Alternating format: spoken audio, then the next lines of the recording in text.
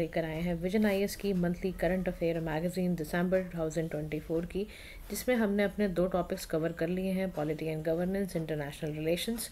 आज हम अपने जीएस 3 के टॉपिक्स यानी इकॉनमी वाले पार्ट पे चलेंगे। देखो गाइज, इकॉनमी का पार्ट बड़ा है, 2 सेक्शंस में आएगा इसीलिए, ठीक है। तो सो दैट एक तो आप बोर ना हो, दूसरा हर एक कॉन्सेप्ट को आप समझने के लिए भी बहुत ज़रूरी है। इकनॉमी में बहुत सारे ऐसे कॉन्सेप्ट होते हैं in which you should aware about it कि क्या दे रखा है, ठीक है।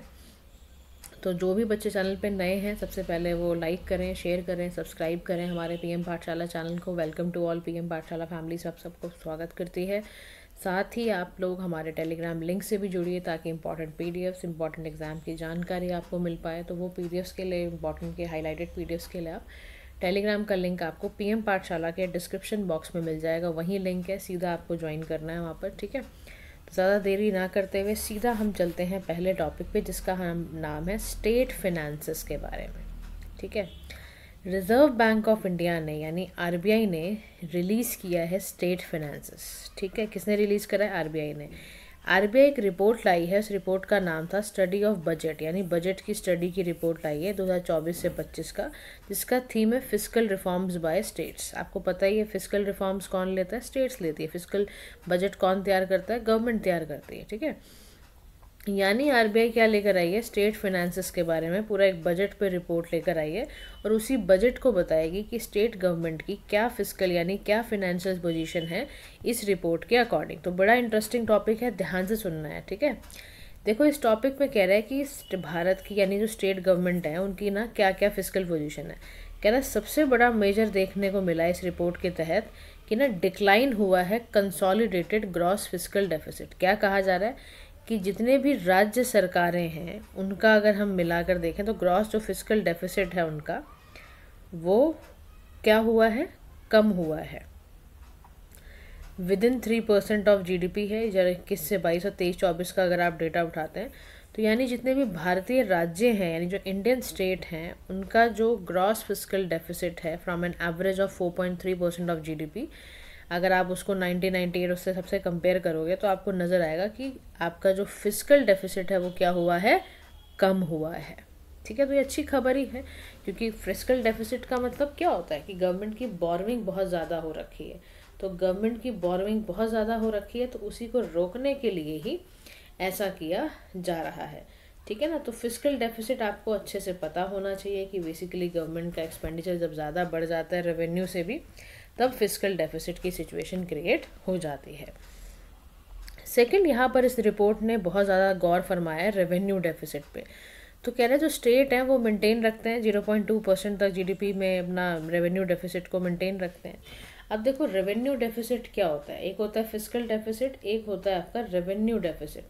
रेवेन्यू डेफिसिट का मतलब क्या होता है? रेवेन्यू डेफिसिट का मतलब होता है कि सरकार ने कितनी इनकम को अर्न की है और कितना वो एक्चुअल अमाउंट ऑफ इनकम वो दिखा रही है। यानी कि रेवेन्यू डेफिसिट सीधा सा मतलब है कि net income is less than the projected net income, यानी जितनी। और आप देखो, सीधा सी बात एक समझ लो, रेवेन्यू डेफिसिट साफ साफ ये इंडिकेट करता है, रेवेन्यू डेफिसिट, कि गवर्नमेंट अपने रेगुलर और रिकरिंग खर्चों को मीट नहीं कर पा रहा, जबकि फिस्कल डेफिसिट गवर्नमेंट की बोरोइंग दिखाता है कि किस हद तक आप बोरोइंग ले सकते हो।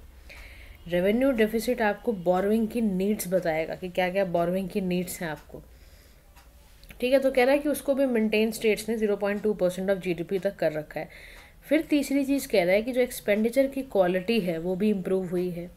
कह रहा है हम ना कैपिटल एक्सपेंडिचर की तरफ ज़्यादा काम करते हैं, यानी कि हमारा अगर पैसा खर्च भी हो रहा है तो वो असेट्स को बनाने में ही खर्च हो रहा है, जो 2.6% ऑफ जीडीपी है, ठीक है। 23-24 में इतना था, 22-23 में देखो 2.2% था, तो वो भी इंक्रीज़ हुआ है हमारा। अच्छा, जो कर्जे दिए जाते थे राज्य सरकारों को उसमें भी डिक्लाइन हुआ है 31.8%। अगर हम देखें 2024 से कंपेयर करें तो उसमें भी काफ़ी कुछ आया है, डिक्लाइन आया है। However it remains well above the level of 20% recommended by जो भी fiscal responsibility and budget management review committee थी एफआरबीएम एक्ट के तहत, वो अभी भी हमारा अबव द लेवल है। ये भी बात है कि अभी भी इस कदर हमारा जो एफआरबीएम लॉज के थ्रू रिव्यू करने की बात थी वो अपना। देखो, एफआरबीएम के बारे में पहले समझ लो कि fiscal responsibility and budget management होता क्या है। ये एक्ट जो है ना 2003 में बनाया गया और इन्फोर्स हुआ 2004 में।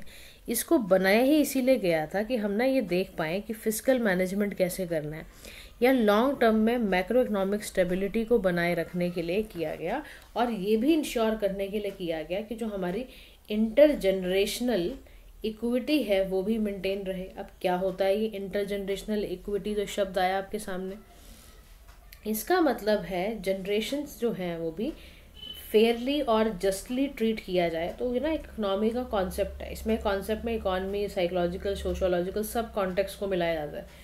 इवन ये आप कह सकते हो सस्टेनेबल डेवलपमेंट के प्रिंसिपल का ही हिस्सा है, यानी ऐसी वैल्यू कि हम ना फ्यूचर जनरेशन के राइट्स को भी ध्यान में रखें। हमें कुछ ऐसा करना है कि फेयरनेस अप्लाई हो, चिल्ड्रन को भी मिले, यूथ को भी मिले, सीनियर जो भी हैं उनको भी मिले। तो इंटर जनरेशनल इक्विटी जो होती है वो रिकॉग्नाइज करती है जो करंट जनरेशन है, ये उसकी ड्यूटी है कि वो नेचुरल रिसोर्सेज को इस कदर इस्तेमाल करे कि फ्यूचर जनरेशन्स भी उसको उनको सही टर्म, हमें ना सही फॉर्म में उनको प्रेजेंट करना है उनके लिए। तो उसी को कहते हैं हम इंटर जनरेशनल इक्विटी। इन फिस्कल मैनेजमेंट में भी ये कह रहा है कि ऐसा फिस्कल मैनेजमेंट हो कि ज़्यादा सरकारों पे भार ना पड़े। तो यानी कि ये लिमिट दिखा देता है, देखो जी ये साफ साफ लिमिट बता देता है कि इतना फिस्कल डेफिसिट चलेगा, ताकि प्रेजेंट डे बोरोइंग आप ऐसा ना हो कि आपकी बोरोइंग इतनी ज़्यादा हो जाए। आप सोचो एक पिता अगर इतना कर्जदार हो जाएगा कि उसकी आने वाली पीढ़ियाँ उसको चुकाती चली जा रही हैं, तो क्या आप मानोगे कि वो सस्टेनेबल डेवलपमेंट हुई थी वहाँ पर? क्या वो इंटर जनरेशनल इक्विटी पे चला था वो पिता? तो यानी कि हमें एफडी की लिमिट्स को इतना रखना है कि जिससे भार जो है वो आने वाली पीढ़ी पर ना पड़े।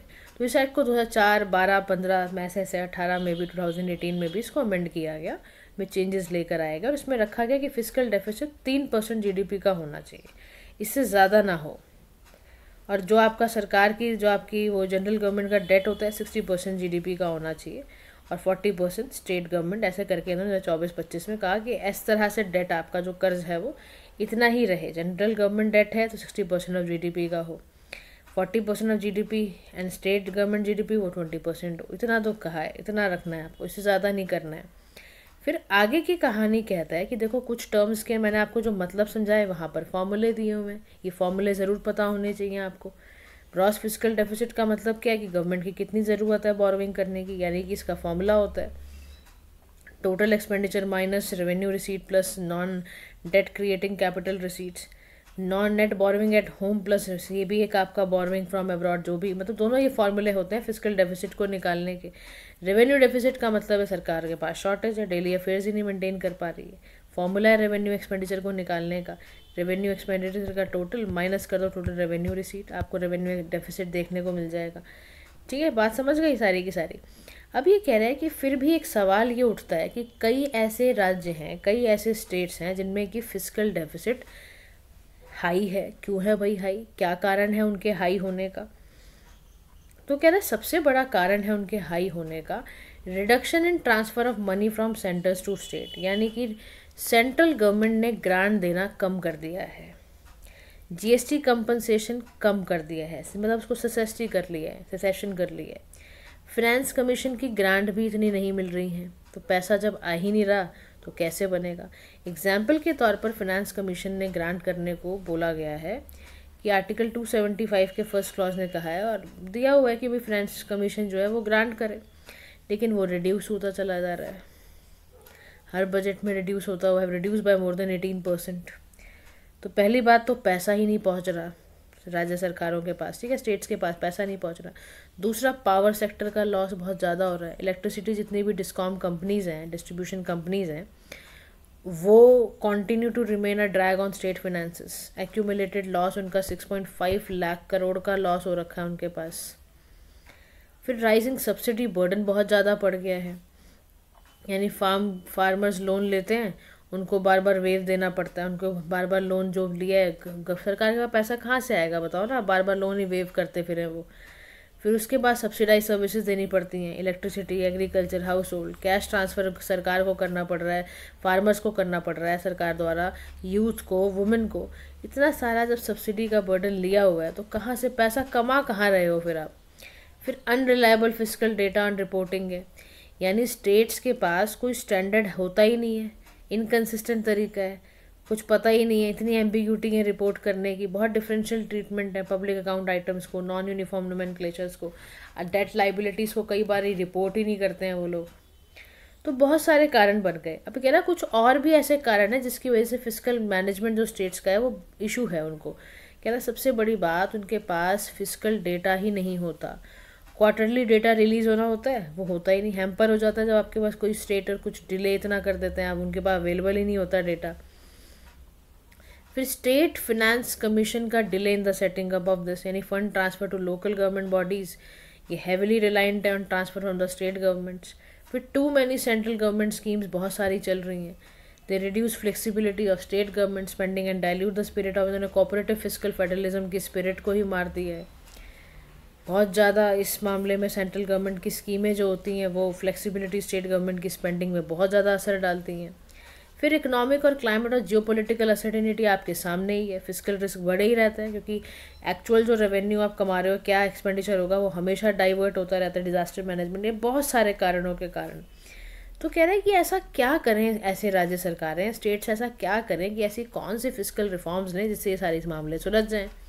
तो कह रहा है सबसे पहली बात, फिजिकल रिस्पॉन्सिबिलिटी लेजिस्लेशन को लेकर आया जाए। FRBM जो एक्ट है ना स्टेट गवर्नमेंट द्वारा बनाया गया, इसको इंसेंटिवाइज करना है। आप कुछ ऐसा मीडियम टर्म फिजिकल प्लान बनाओ ताकि उनकी ट्रांसपेरेंसी बढ़ जाए और उनके लिए कुछ फिजिकल पॉलिसी की स्ट्रैटेजी तैयार करके उनको दो आप।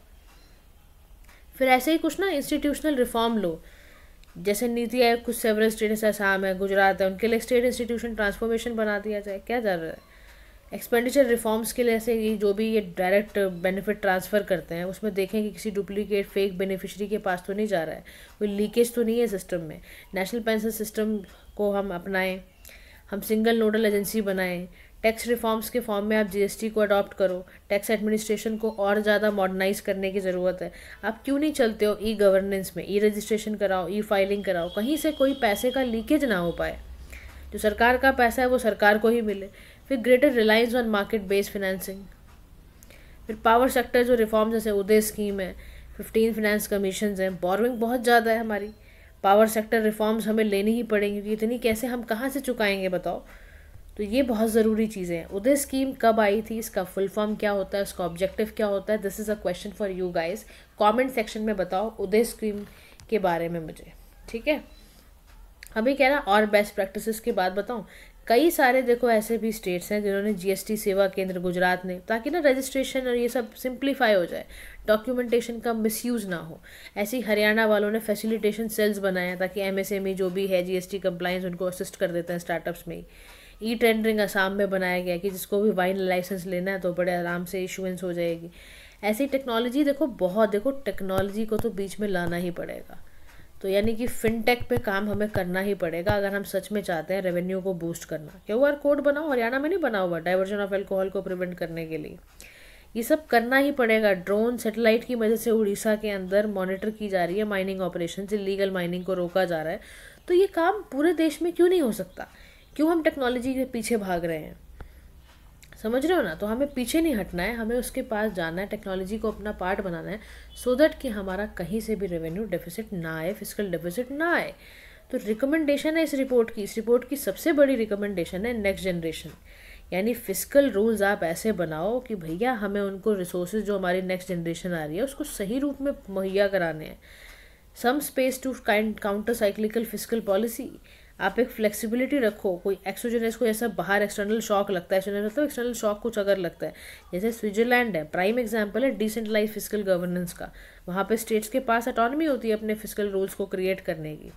कुछ रिस्क बेस्ड फिजिकल रिफॉर्म बनाओ, स्टेट्स के पास हायर डेटर ले, बहुत ज़्यादा कर्जा हो गया, तो कैसे स्ट्रिक्टर फिजिकल रूल्स वो बनाएं ताकि वो कैसे वो उससे बाहर हो जाए, और उनको दूसरे स्टेट से जिनके पास डेट लेवल कम है उससे दूर रखना है, उनको अलग अलग मिक्स नहीं करना है, उनका अलग अलग रिस्क का लेवल है, वो सबको हमें अलग से बनाना पड़ेगा। मीडियम टर्म एक्सपेंडिचर हमें कुछ ऐसा पॉलिसी बनानी पड़ेगी जिससे हमारा मीडियम टर्म एक्सपेंडिचर फ्रेमवर्क भी तैयार हो, डेटा हमारा ऐसा हो पॉलिसी का। देखो बार बार ये क्वेश्चन में आता है, बार बार मैं आपको कहती हूँ कि अगर हम अपने टैक्सेशन सिस्टम को अच्छा करना चाहते हैं तो उसके लिए सबसे बड़ी ज़रूरत पता है क्या है, उसके लिए सबसे बड़ी ज़रूरत है कि हम ज़्यादा से ज़्यादा ML AI का इस्तेमाल करना सीख जाएं। अब हमें इसकी ज़रूरत बहुत ज़्यादा है। अब फिर हमें अपना फिजिकल डेटा जनरेशन को इम्प्रूव करना भी उतना ही ज़रूरी है। हमें डिस्कॉम के लॉसेस को रोकना है, रैशनलाइज करने अपने टैरिफ्स। और दूसरी रिकमेंडेशन में बोला है कि देखो जी, रैशनलाइज करो अपनी सब्सिडी और सेंट्रली स्पॉन्सर्ड स्कीम्स को। गोल्डन रूल अप्लाई कर दो कि जितने भी करंट हमारे रेवेन्यू एक्सपेंडिचर है उसको फिनेंस करेंगे हम। कैपिटल एक्सपेंडिचर को बोरोइंग के थ्रू कर दो और करंट रेवेन्यू की मदद से हम अपने रेवेन्यू एक्सपेंडिचर को फिनेंस करेंगे। गोल्डन रूल होता है ये। कैपिटल एक्सपेंडिचर कोई असेट क्रिएट करना है अगर आपको, तो आप बोरोइंग ले लो, कोई दिक्कत नहीं है। लेकिन अगर रेवेन्यू एक्सपेंडिचर हो रहा है तो उसको आप करंट रेवेन्यू से ही चुकाओगे। समझ रहे हो? यानी इन्वेस्टमेंट करनी है तो बोरोइंग करो, कोई दिक्कत नहीं है। लेकिन डेली के खर्चों के लिए अगर आपने पैसा उधारी ली तो ये गलत बात है। उसके लिए आप उतना ही खर्चा करो जितना पैसा आपके पास है, ठीक है ना। तो refine the process of appointment of SFC. जितने भी आपके स्टेट फाइनेंस कमीशन हैं वो टाइमली और एडिक्वेट रिसोर्सेज लोकल बॉडीज़ को भी दें। क्यों भूल जाते हो आप लोकल बॉडीज़ को? फिर आउटकम बजटिंग करनी है, यानी आपको लिंक करना है स्पेंडिंग टू मेजरेबल आउटकम्स। और ऐसा बजट बनाओ जो करप्शन, देखो इसमें हमें ना क्लाइमेट बजटिंग करनी ही पड़ेगी। अब हम भाग नहीं सकते हैं कुछ मुद्दों से, तो इसीलिए स्टेट गवर्नमेंट ने कहा है डिमॉन्स्ट्रेट करने को कि फिजिकल प्रूडेंस लाएं। जितने भी स्टेट फाइनेंसेस हैं वो अपना इंक्रीज़ करें ड्यू टू सेवरल, जो भी उनके लाइबिलिटी हैं, एक्सपेंडिचर है, उनको रोकना है। रिफॉर्म्स लेने की ज़रूरत है, यानी हमारा जो पब्लिक फाइनेंस है, फिजिकल सस्टेनेबिलिटी है, मैनेजमेंट है, उसको हमें स्ट्रेंथन करने की बहुत ज़्यादा ज़रूरत है। नेक्स्ट टॉपिक पे हम चलते हैं जिसका नाम है जीडीपी बेस ईयर रिवीजन। के ऊपर हम बात करने जा रहे हैं कि जीडीपी के लिए क्यों बेस ईयर को रिवाइज करने की बात करी जा रही है, उसको भी हम देखते हैं। बहुत इंपॉर्टेंट न्यूज़ है, ध्यान से सुनना।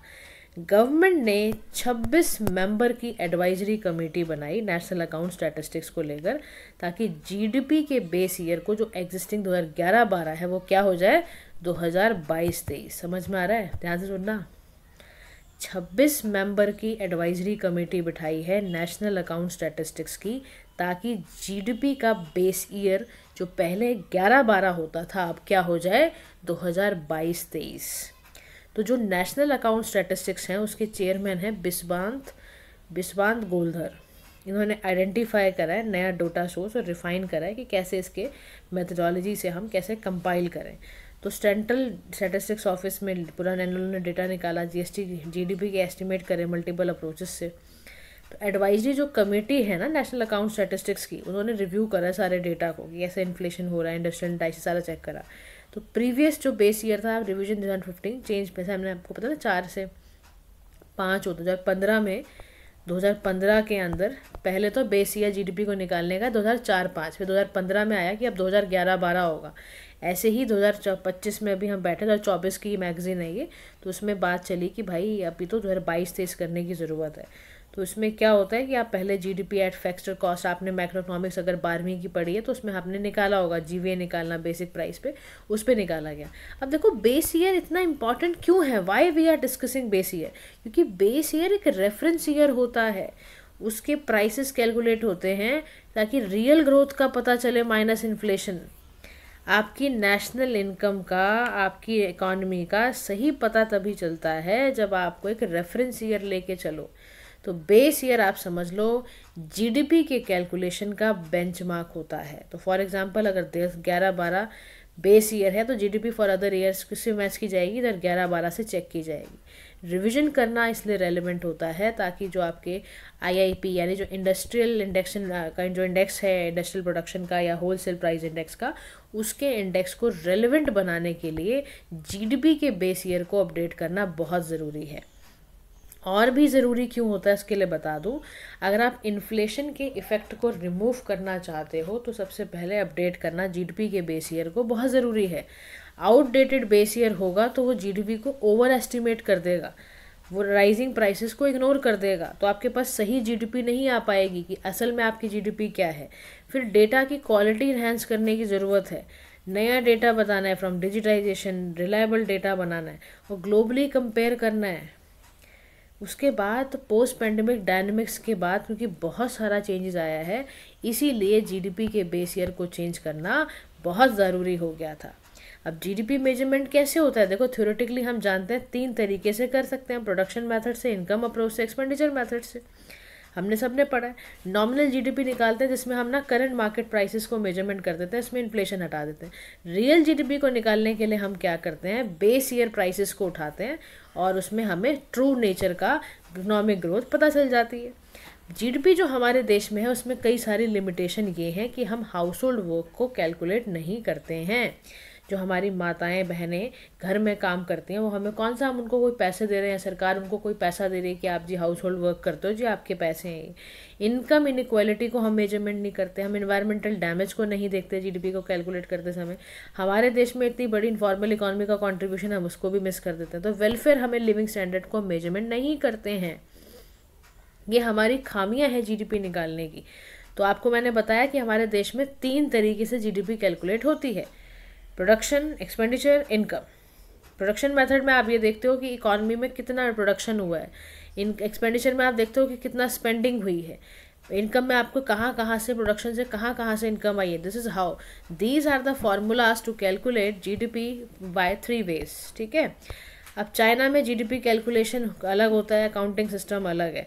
चाइना के अंदर क्या है कि ना वहाँ पर शॉर्ट टर्म चेंजेस में भी लिंक कर दिया जाता है, बेस ईयर चेंज होता रहता है, अपडेट करते रहते हैं पीरियोडिकली वो। तो एडवांस कंट्रीज और यूएस है, ऑस्ट्रेलिया, कनाडा, यूरोपियन नेशन, कई सारे लोग ऐसे चाइना बेस्ड जीडीपी कैलकुलेशन भी यूज़ करते हैं। और ये तरीका है, मतलब for the purpose of global standardisation comparability के लिए जीडीपी अकाउंटिंग स्टैंडर्ड को फॉलो किया जाता है।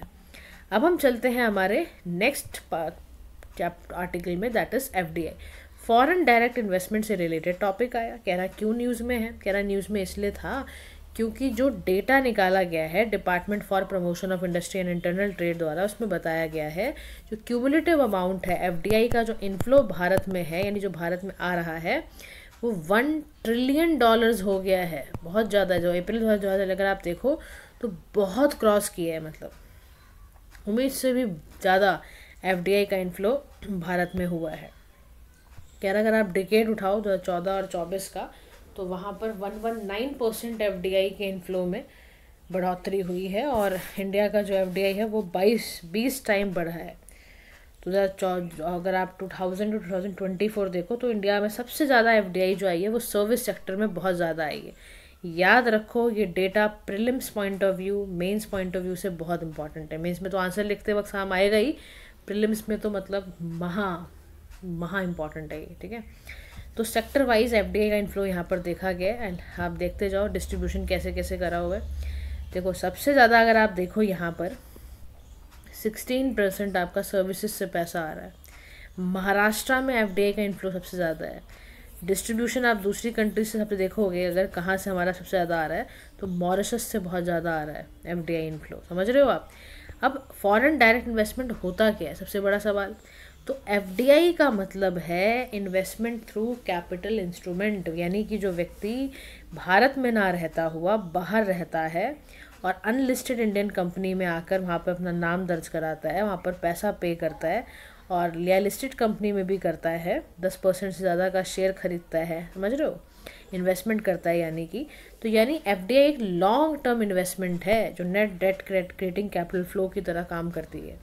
अब एफडीआई लाने में यानी 2 रास्ते होते हैं भारत में एफडीआई लाने के, एक तो होता है ऑटोमेटिक रूट, एक होता है government approval route. Automatic route का सीधा सा मतलब है कोई भी जो रेसिडेंट ऑफ इंडिया नहीं है, ओवरसीज इन्वेस्टर है, वो एक इन्फॉर्म कर दे आरबीआई को इन्वेस्टमेंट करने के बाद, तो ऑटोमेटिक रूट से वो आ गया। ठीक है। अब गवर्नमेंट जब रूट से आता है, कुछ ऐसे सेक्टर है जब गवर्नमेंट की अप्रूवल लेनी पड़ती है आपको, तो वहाँ पर आपको पहले सरकार से पता करना पड़ता है, भाई हम यहाँ इन्वेस्टमेंट करना चाहते हैं, कर भी सकते हैं या नहीं, क्योंकि कई ऐसे सेक्टर्स हैं जिनमें हमने एफडीआई को क्रॉस लगा रखा है। वो कौन कौन सेक्टर्स हैं, लॉटरी का बिजनेस हो, चिट फंड हो, सिगरेट टोबैको हो, ऐसे सेक्टर हो जो कि हमारे प्राइवेट सेक्टर्स में नहीं है, atomic energy, railway operation, Nidhi companies, या आपका trading in transferable, gambling, betting, real estate businesses में हमने मना किया हुआ है एफडीआई को।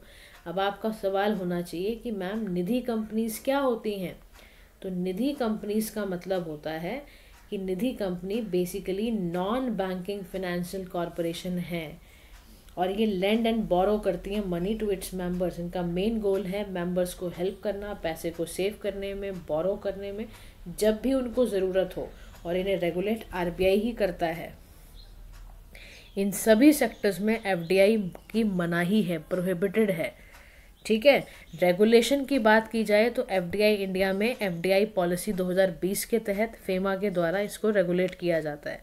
रेगुलेटर का प्राइमरी रेगुलेटर डिपार्टमेंट है आपका डीपीआईआईटी, और आरबीआई तो अथॉरिटी है ही एफडीआई रूल्स को जब भी वो इम्प्लीमेंट करना चाहें तो मेजर रेगुलेटर आरबीआई ही होता है।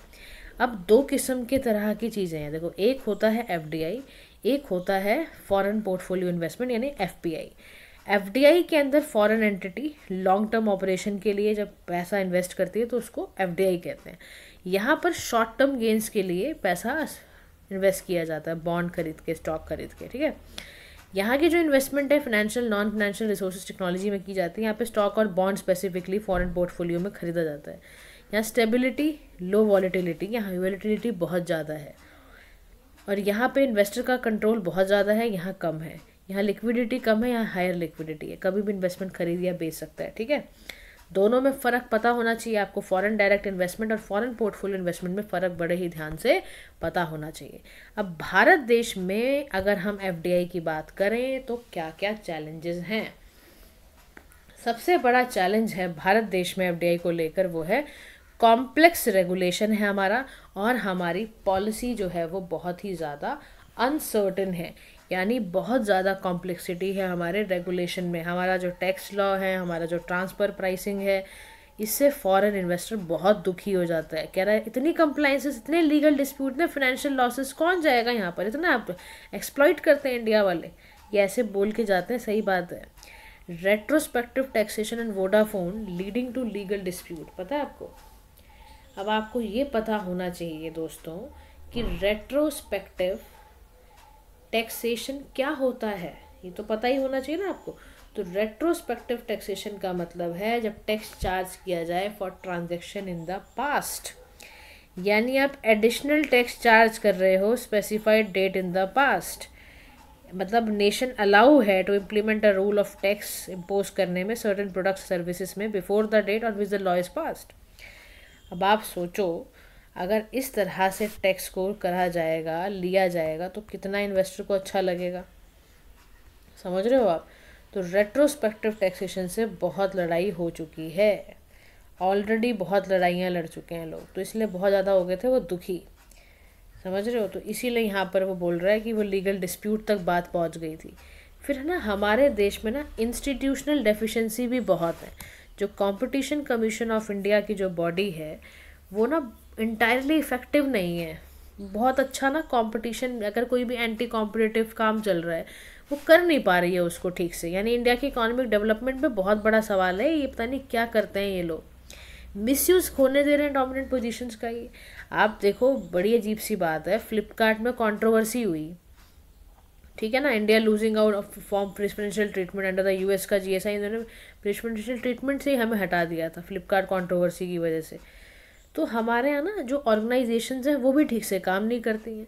फिर एफडीआई का जो कॉन्सेंट्रेशन होता है ना वो कुछ ही सेक्टर्स पर है, जिससे कुछ ही लोगों को फ़ायदा होता है। अर्बन एरियाज़ को ही फ़ायदा है, महाराष्ट्र कर्नाटका को, बाकी स्टेट्स में अभी भी इनइक्वालिटी है क्योंकि इंफ्रास्ट्रक्चर है ही नहीं। तो क्यों जाएगा एफडीआई? इन्वेस्टर देखो वही इन्वेस्टमेंट करना पसंद करेगा। यार कोई लॉन्ग टर्म के लिए पैसा लगा रहा है तो वो ये नहीं देखेगा कि यहाँ से फ़ायदा भी मिलेगा कि नहीं मिलेगा। बात समझ रहे हो आप। फिर यहाँ डू यू नो में लिखा हुआ है कि according to government notification 2020 government approval route जो है वो मैंडेटरी है कई सेक्टर्स में, चाहे वो, क्योंकि बहुत ज़रूरी हो चुका था यार। हमारा देखो नेशन शेयर करते हैं लैंड बॉर्डर बहुत सारी कंट्रीज़ के साथ, चाइना के साथ, बांग्लादेश, पाकिस्तान, भूटान, नेपाल, म्यांमार, अफगानिस्तान, करना ही पड़ेगा, इसलिए मैंडेटरी है। अब देखो जैसे ही एफडीआई आता है फिर पता चैलेंज क्या आता है, लोकल बिजनेस बेचारे ख़राब हो जाते हैं, उनसे कोई खामानी नहीं खरीद। अब आप सोचो ना, अपोजिशन टू वॉलमार्ट का इंडिया में आने को क्यों मना करा जाता है, क्योंकि बहुत एक्सटेंसिव ऑपरेशन फॉरेन कंपनीज़ का हो जाएगा, परचेजिंग पावर हमारी लोकल बिजनेस की सारी थ्रेट में आ जाएंगी, हम उनके साथ कॉम्पीट नहीं कर पाएंगे। हमारी लेबर मार्केट का सोचो क्या होगा, नेचर ऑफ जॉब सिक्योरिटी, लोगों का डिस्प्लेसमेंट। अमेजन और उबर जब आए, facing legal action and criticism in India, क्योंकि यहाँ पर बहुत ज़्यादा वर्किंग कंडीशन जो पार कर रखे हैं इन्होंने, तो उसमें बहुत दिक्कत हो जाती है। फिर अभी कह रहे हैं कि चैलेंजेस इंडियन इकॉनमी एफडीआई की वजह से क्या झेल रही है, कह रहा एफडीआई की वजह से भारत की जो इकॉनमी है, भारत की जो अर्थव्यवस्था है, इंडियन इकॉनमी है, बहुत ज़्यादा हमारी डिपेंडेंसी है फॉरेन कैपिटल पे, और ये इतना फ्लक्चुएट, इतना अनसर्टिनिटी। अब आप सोचो ना, आप बताओ आज यूएस डॉलर मेरे ख्याल से 85 रुपीज़ हो रखा है, बताओ, देखो आप, रशिया यूक्रेन में कुछ वॉर हो गया, मतलब आप इतना डिपेंडेंट हो कि बाहर अगर छींक भी किसी को आएगा तो आपकी इकॉनमी पे तो मतलब पूरा कोल्ड ही हो जाएगा। तो फिर instances of economic down terms बहुत ज़्यादा हैं। कैपिटल फ्लाइट मिले ना मिले, करेंसी की वॉलेटिलिटी, बैलेंस ऑफ पेमेंट को लेकर आपको हमेशा रोना रहेगा।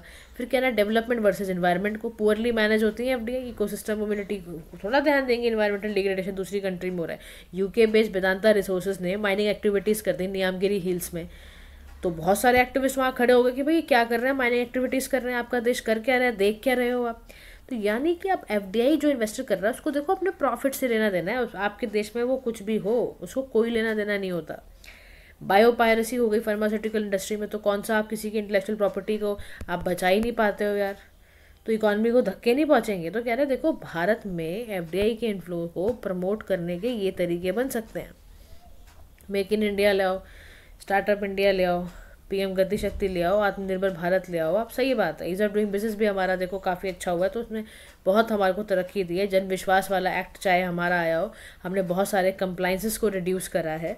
हमने 42,000 कंप्लाइंसेस से हम 3800 प्रोविजंस पर हमने आया, तो बहुत हमने काम किया है। फिर हमने डेवलपमेंट सेल्स भी बनाए हैं, हमने एक ऐसी विंडोज़ भी तैयार करी हैं जहाँ पर एक ही विंडो में आपका ऑनलाइन सिंगल इंटरफेस बन के आप एफडीआई को फैसिलिटेट कर सकते हो। हमारे स्टेट जैसे गुजरात, यूपी ने ग्लोबल इन्वेस्टमेंट समिट करी हैं।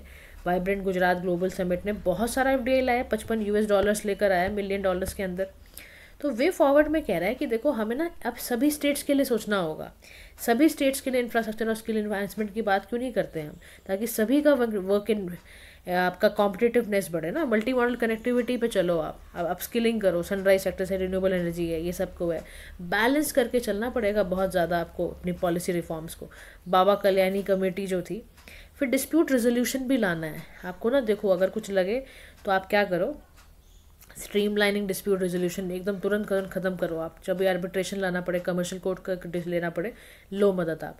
और ना देखो बहुत ज़्यादा ध्यान रखो अपनी टीयर 2 और टीयर 3 सिटीज़ का, वहाँ पर एफडीआई लाना बहुत ज़रूरी है, ताकि वहाँ के लोगों को भी जॉब्स मिले और वहाँ पे भी लोगों के पास कुछ पैसा आए हाथ में। फिर बायलैटरल इन्वेस्टमेंट ट्रीटीज़ करने की ज़रूरत है, तो उसके लिए आप बाहर की कंट्रीज से करो और उनका अपना इन्वेस्टर का कॉन्फिडेंस से और बढ़ेगा।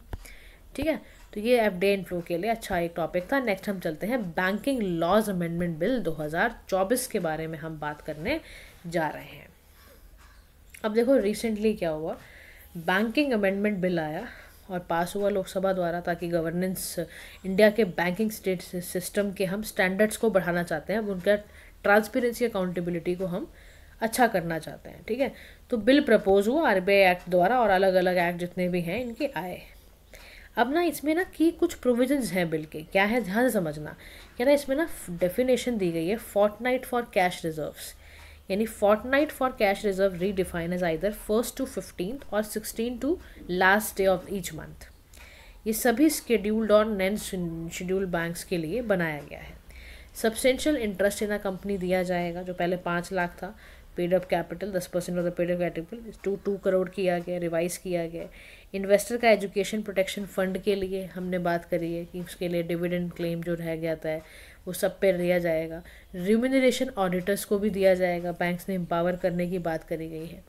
अब देखो इतना ज़्यादा ध्यान आरबीआई का या सरकार का क्यों जा रहा था कि हमें भैया बैंकिंग सिस्टम के इंडिया को हमें गवर्नेंस को सुधारना है, उसका कारण समझो। हर चीज़ के पीछे कारण होता है, ऐसे ही नहीं कुछ काम हो रहा होता है। सबसे बड़ा कारण था हमारे बैंकिंग सिस्टम में, आपको समझो कि किसी भी कंट्री का बैंकिंग सिस्टम उसका बैकबोन होता है। बैकबोन में बहुत से क्राइसिस आ रहे थे। कह रहा पहला क्राइसिस था बैंक में फ्रॉड बहुत हो रहे थे। कह रहे कैसे पता चला, कह रहा आरबीआई की रिपोर्ट आई और trend and progress of banking in India. जी पता चला 18,461 फ्रॉड हुए, जिसकी वजह से हमारा 21,367 करोड़ रुपए का नुकसान हुआ। फ्रॉड से नुकसान ही है। अब आप पीएनबी स्कैम देख लो आप, या कस्टमर का कॉन्फिडेंस से टूटेगा, रखेगा वो अपना पैसा बैंक में। फिर governance and autonomy public sector banks की ऑटोनॉमी है नहीं, डिसीजन मेकिंग कुछ हो नहीं रही है, इंटरफेरेंस है, इतना प्रॉब्लम है, अपॉइंटमेंट्स की दिक्कत है। क्या करोगे, मेजर जो आपके स्टेक्स बैंक के होते हैं वो हमेशा डरे रहते हैं, कैग के चक्कर में आ जाते हैं वो, क्योंकि कैग है, सीबीआई है, सीवीसी है, कोर्ट्स हैं, डायलिटी इन पब्लिक सेक्टर बैंक्स की बहुत ज़्यादा ख़राब है, कंट्रोल का बहुत प्रॉब्लम है। तो यानी कि गवर्नेंस एंड ऑटोनॉमी जो पब्लिक सेक्टर बैंक्स का है, क्योंकि वहाँ ऑटोनॉमी नहीं होती, वहाँ डिसीजन मेकिंग की शक्ति नहीं होती है, सरकार का क्योंकि इतना ज़्यादा इंटरफेरेंस होता है, उसके लिए निकल कर आई ये बात। फिर ना हमारे बैंकिंग सिस्टम में रेगुलेटरी गैप्स और एम्बिग्यूटी बहुत ज़्यादा है, बहुत ज़्यादा मल्टी लेवल पर हमारे ना रेगुलेटरी बॉडी, आरबीआई है, सेबी है, सीसीआई, सब बहुत तंग करते हैं और ओवरलैप करते हैं, एम्बिग्यूटी कर देते हैं। कोऑपरेटिव बैंकिंग सेक्टर तो दुखी हो जाता है इनकी वजह से।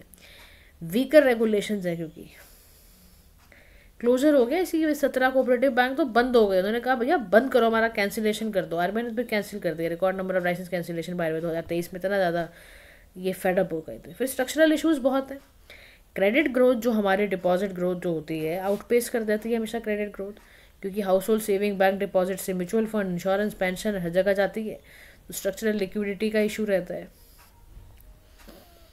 और बार बार जो सरकार बार बार किसानों के लोन कम कर देती है, बैलेंस शीट्स को ठीक करने की बात कहती है, तो कहाँ से करें।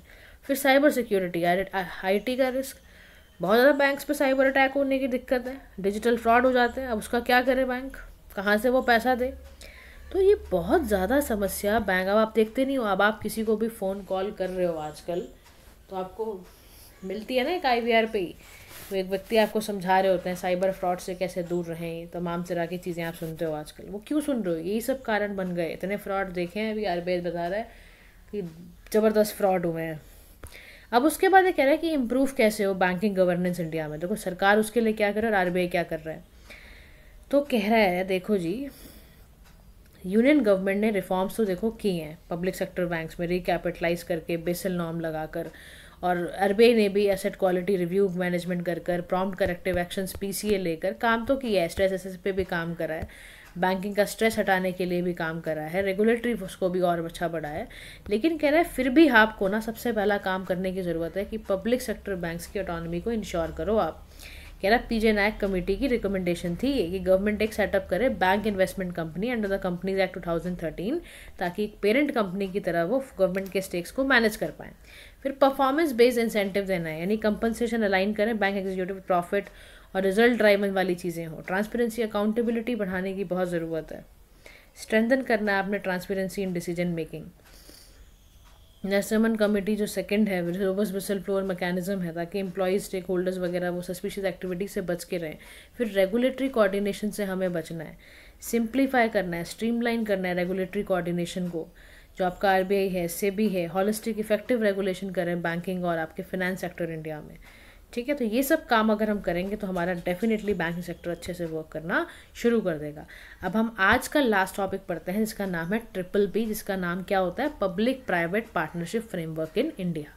क्यों पढ़ने जा रहे हैं हमें, क्योंकि bench mark infrastructure development report release की है वर्ल्ड बैंक ने। कौन सी रिपोर्ट वर्ल्ड बैंक ने निकाली है, वर्ल्ड बैंक ने रिपोर्ट रिलीज़ करी है बेंच मार्किंग इंफ्रास्ट्रक्चर डेवलपमेंट, ताकि हम क्या एनालाइज कर पाएँ, हम ये देखें 140 इकॉनमीज़ का, यानी 140 कंट्री की इकॉनमीज़ का ट्रिपल पी एनालाइज करेंगे हम। ठीक है, अब इस रिपोर्ट की हाईलाइट देखो क्या क्या है। पब्लिक फिस्कल मैनेजमेंट सिस्टम, यानी खाली कह रहा है 19 ही ऐसी इकॉनमीज़ हैं जिन्होंने स्पेसिफिक बजटिंग, रिपोर्टिंग और अकाउंटिंग प्रोविजंस को अपनाया है। ट्रांसपेरेंसी की बहुत कमी है, कॉन्ट्रैक्ट अमेंडमेंट हो जाता है, ऑनलाइन पब्लिकेशन, खाली 22% केसेस उसमें दिख रहे होते हैं। 37% जो इकॉनमीज़ हैं वो पेमेंट लिंक टू परफॉर्मेंस की ज़रूरत है, वो कर ही नहीं पा रही हैं। फिर यहाँ पर कह रहा है ट्रिपल पी और उससे जुड़े हुए various triple P models in India की बात यहाँ पर करने जा रहा है। तो ट्रिपल पी यानी कि जो पब्लिक प्राइवेट पार्टनरशिप है वो एक कोलैबोरेशन है सरकार का और प्राइवेट कंपनीज़ का, ताकि हम पब्लिक सर्विसेज और इंफ्रास्ट्रक्चर को अच्छा कर पाएँ।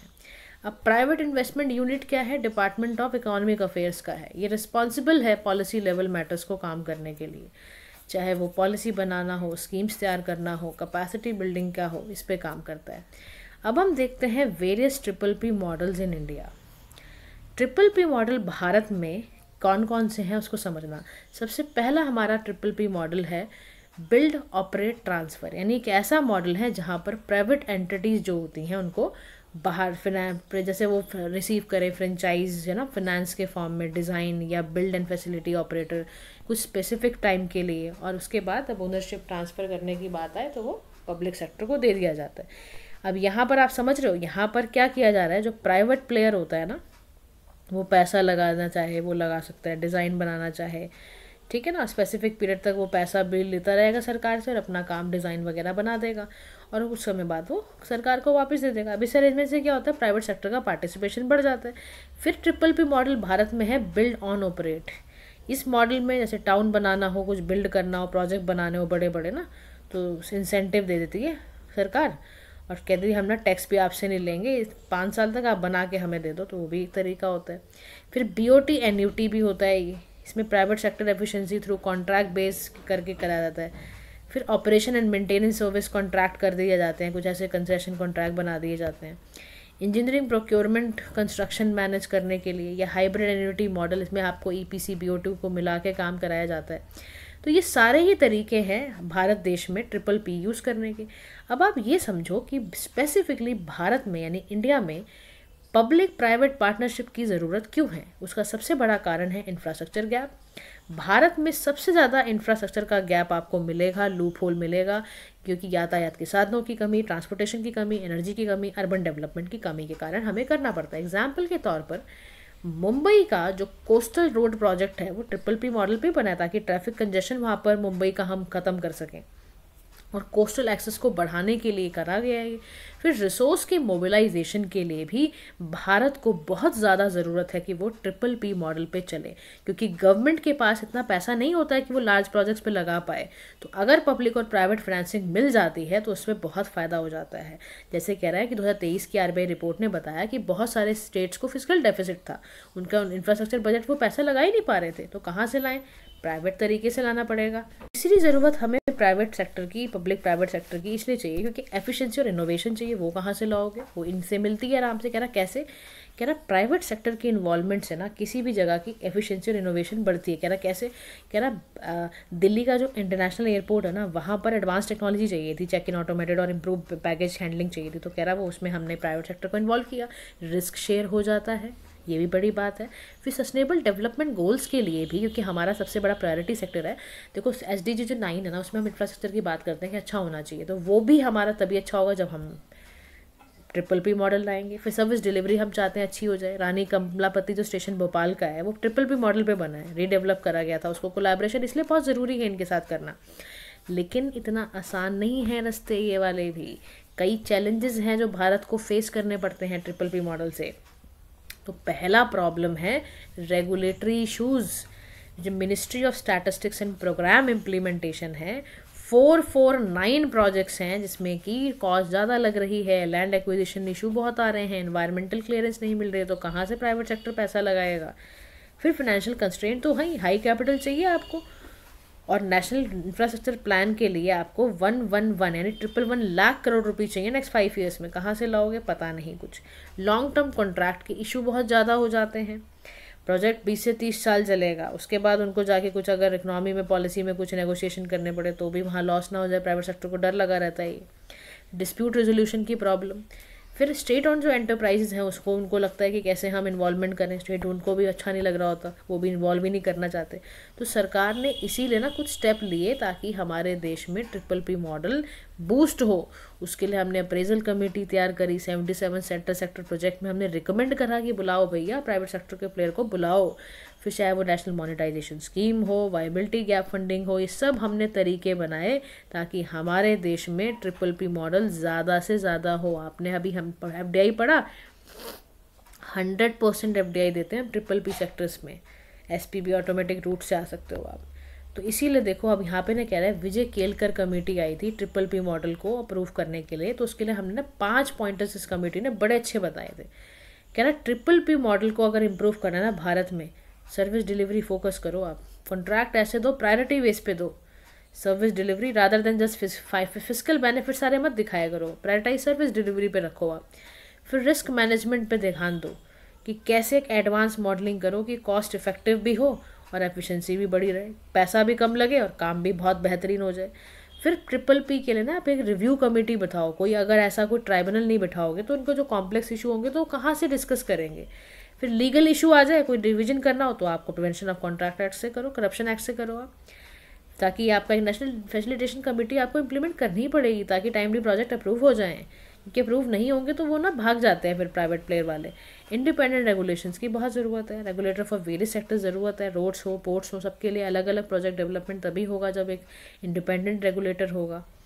इस तरीके से ही आप समझ लो विजय केलकर कमेटी की रिपोर्ट मुझे तो बहुत अच्छी लगती है ट्रिपल बी मॉडल्स को इम्प्रूव करने के लिए। आपका क्या कहना है, आप कमेंट सेक्शन में बताइए। तो गाइस कल हम फिर से अपना सेकंड पार्ट कंप्लीट करेंगे। आज के लिए इतना ही। Thank you so much for listening. Do like share and subscribe to PM Pathshala. Have a nice day to